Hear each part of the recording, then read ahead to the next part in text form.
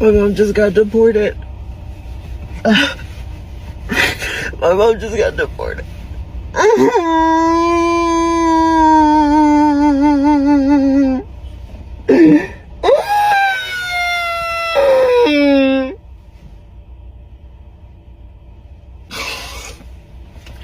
It's so not fair. It's so not fair. She's literally not a criminal. Like, she literally just paid her taxes. She's literally just...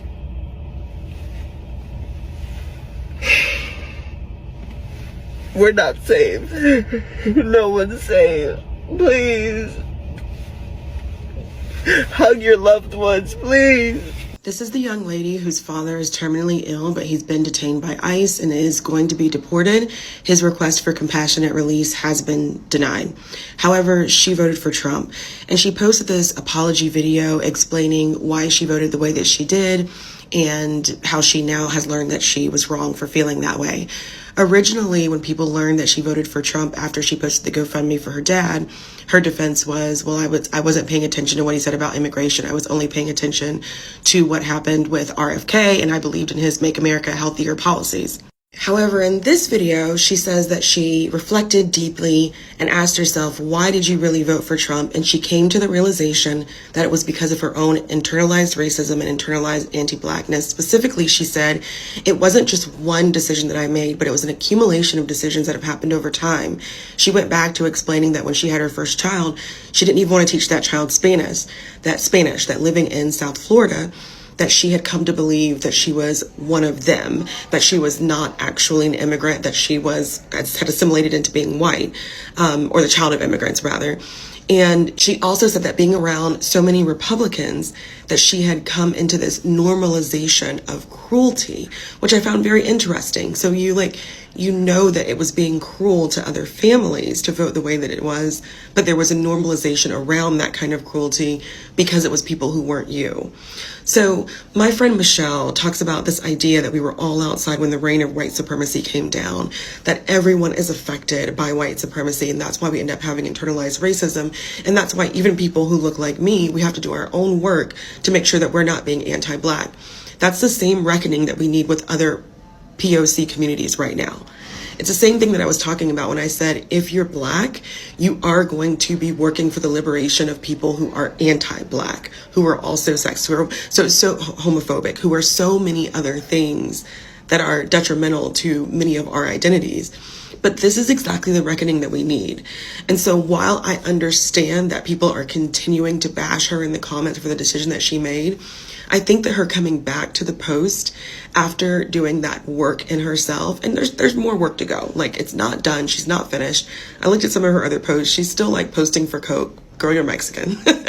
But there's still other work that has to be done. But I do think this is the first and very vital step for her to not lash out at people who are criticizing her, but to instead go internal and say, what did I do? And why did I do that?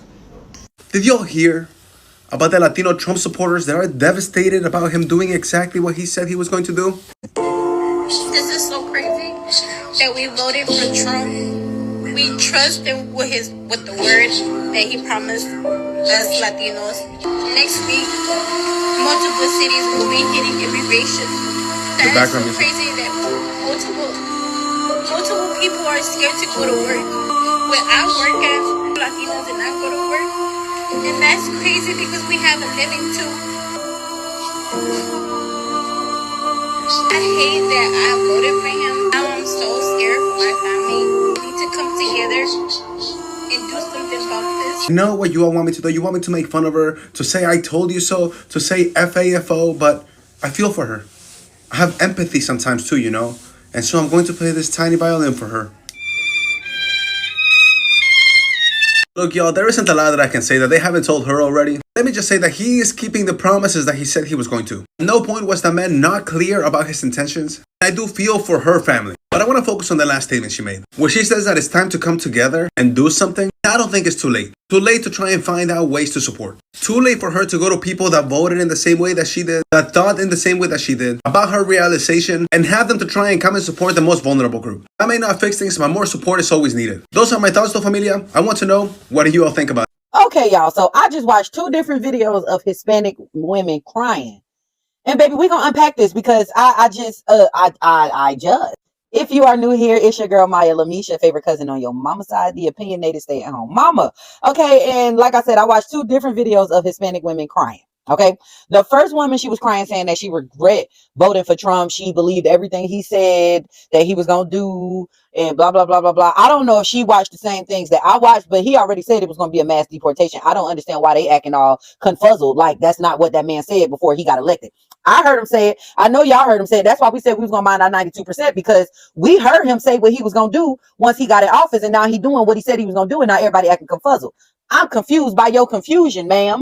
Now the other lady, she is asking for the support of the African American people because she said back in the day when slavery was happening that some of us ran to Mexico and they gave us shelter, and you never know the way everything going on in the future, we may need Mexico again, is what she said. So she don't understand how we not jumping in to help save them.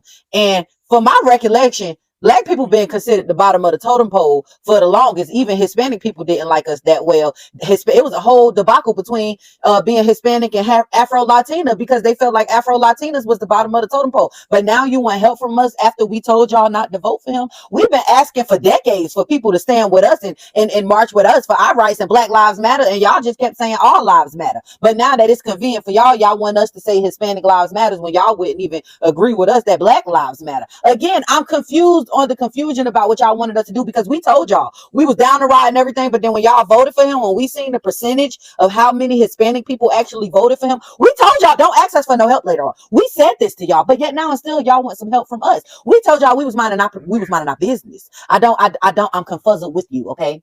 Now, I'm not saying what he doing is right. I'm not saying that we agree with what he doing. What we saying is we told y'all. So if y'all want any help from us and advice from us, we just gonna tell y'all carry around y'all paperwork because there's nothing we can do to help y'all because we told y'all, he told y'all, they told y'all, they all said they was gonna do, and now everybody confused. I'm confused at the confusion. Okay, just carry your paperwork. What happens when a political decision suddenly hits your own family?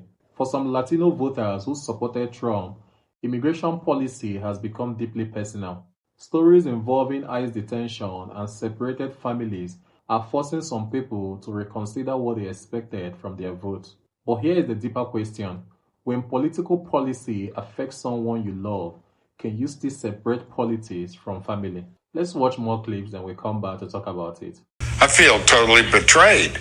I mean, you never think, or I never thought a guy like me would ever be involved in anything like this. Why is that, John? Why specifically did you never think that Trump's racist immigration policies wouldn't negatively affect you? And some of you guys are gonna come on here and try and make me feel bad for this man, and I will not have it. He voted for Donald Trump 3 times, knowing that his fiance was an immigrant, and that still feels totally betrayed by Donald Trump and the administration because his fiance has been detained. And he's crying later on in the clip, saying, I voted for Trump, but I'm a law-abiding citizen. This shouldn't be happening to me. ICE is ruining families. They're ruining communities. And you didn't give a shit when you thought it didn't affect you. When you thought it wouldn't touch your community, you did not care. And just so we're clear, I do feel bad for your fiance. I don't understand why she is with you holding the views that you do, but I do feel bad for her because nobody deserves to be detained by 8 ICE agents and drug out of their home to an unknown location. But you didn't care. You didn't care about her, and you didn't care about the millions of other people that it's happening to. I don't want to hear your cries. I don't want to hear your complaining. I don't want to hear your coulda, shoulda, wouldas because I don't feel no ways tired. I don't want to hear this is not what I voted for. This is exactly what you voted for. That man let you know time and time again that he don't fool up with Black and brown people.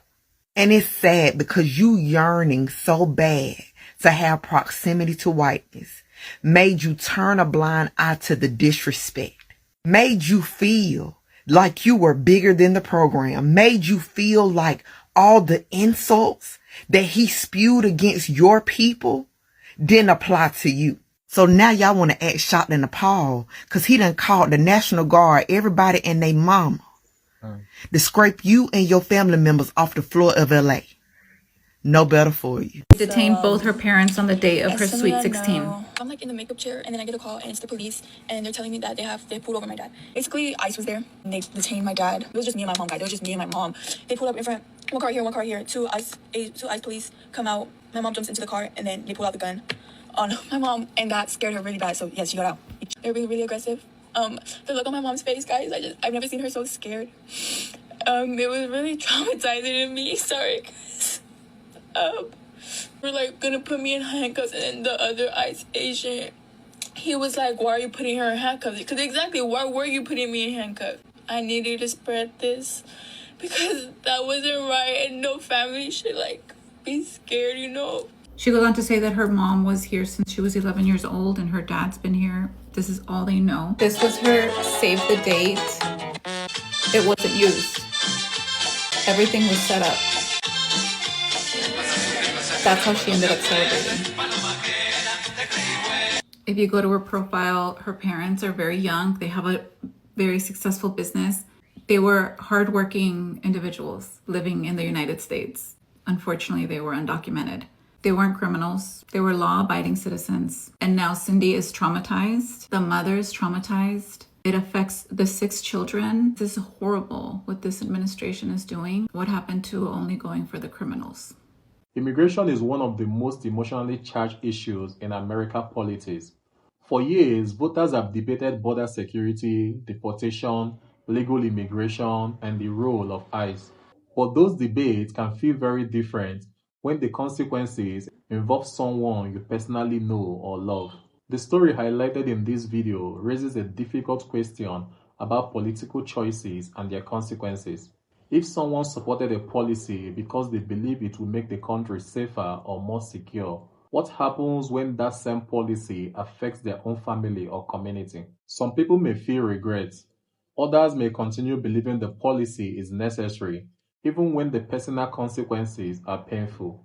And that's an important distinction. We shouldn't assume that every person featured in a political video represents an entire group of voters. But these stories can still start an important conversation. Should voters be judged by the consequences of the policy they support? Or should people be allowed to change their minds when they see those policies play out in real life? Political decisions are not just abstract arguments.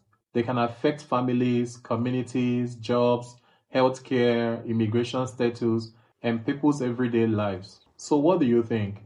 Can someone regret their vote and genuinely change their position? Or should they be held accountable for supporting the policy in the first place? Share your thoughts in the comments respectfully, and before you go, do well to like and subscribe to my channel. I'll see you in the next.